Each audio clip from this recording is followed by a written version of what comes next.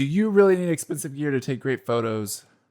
Let's find out. Today I'll be discussing gear versus skill and the debate that has been plaguing camera forums and Reddit for years. To demonstrate, I'll be showing images taken with various cameras, lighting setups, and gear. Let's get into it.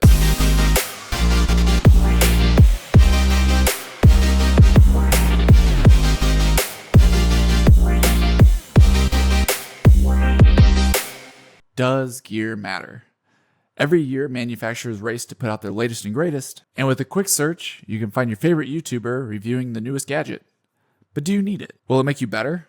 Or make your images better overall? Well, the short answer is no. If you don't know the fundamentals or how to compose a shot, then you're going to take the same crappy photo on a $200 camera as you would on a $2,000 camera. But what if you know how to shoot?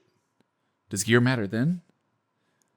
Well, sometimes, yeah. Let me explain. If you watch any review right now comparing two items, you will be seeing something that blows away anything they had 20 years ago. Yet we are still complaining on how this is not as good as that, or this should be better than that. And after all of that, I'm pretty sure they still had professional photographers 20 years ago, and some of their images still hold up. Where we've seen the biggest changes now is in megapixel, reductions in grain, eye focus, things like that. Going back a few years, sports photographers still got their shots. Maybe not as many shots, but they still got them. They didn't have the cameras of today that shot full auto and then just cherry-picked what was great. That is not to say that sports photographers today are not good at what they do. That is just to say that anyone using older equipment had to be more selective of what they did. And if they could do it back then, you could do it now too. You don't need the greatest gear to get a shot. Hell, I shoot film from time to time, and that is about as low tech as it gets. But I still end up with some nice images. If you're outside on a bright sunny day, you could use a toy camera and still get a wonderful shot. Obtaining a beautiful image does not require high expense. However, I think it's once you move out of ideal conditions or move into a professional space that calls for upgrades, the gear really matters. First, let me state that my goal as a photographer is to please the client, make a statement with the image, and get paid. How I go about that from time to time may vary, but I'm not a pixel peeper. Yes, it's super cool to have beautiful bokeh or the sharpest image, but your average client doesn't care, and when you're holding two images side by side, it's hard to tell.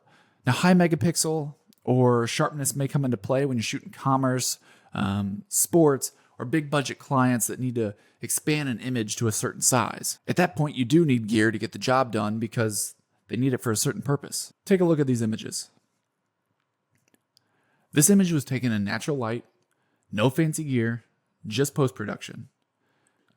I'm using a Sony body and non-G Master glass. Now take a look at these. These are all done in studio with strobes. Same camera, same glass, but totally different results. Now, do you need ProPhoto gear and ProPhoto modifiers to do this? No, not at all. But you will need triggers and strobes and equivalent modifiers to achieve these looks. And this is where gear matters. Here are a few more that resemble natural light from a magazine. Notice the even lighting on the subject and the lack of hotspots. It is likely they have a large scrim setup to provide flattering light. It's not commonly thought of, but in order to achieve this look and balance in the background, you need the gear. Now let's talk about software. Do we consider it gear? Some would. I mean, it is a monthly expense. Editing software like Capture One and Photoshop are going to allow some people to do what others cannot. If I just take a photo in JPEG mode or even use a film camera and take a photo, it's going to limit what I can do versus what I can do in Photoshop or Capture One. So does software give us a leg up? If all things are being equal, it definitely does. To summarize, gear doesn't matter to achieve an excellent photo. But sometimes gear does matter to achieve a certain shot. Now, does this mean you need the latest and greatest whiz-bang thing? No. But it means you need capable gear to compete in the space that you're in. Yes, a good photographer with bad equipment will run circles around a bad photographer with good equipment. However, a good photographer may need to upgrade their gear in order to compete with the others in their space. I hope this was as clear as mud and gave you some food for thought. Please share what you think and put it in the comments below. I only ask that you be respectful when doing so. If you are new to the channel, welcome, and please hit that like and subscribe button to stay up to date on all the new content. You can find my work over on my Instagram, and the link is in the description. Have a good one.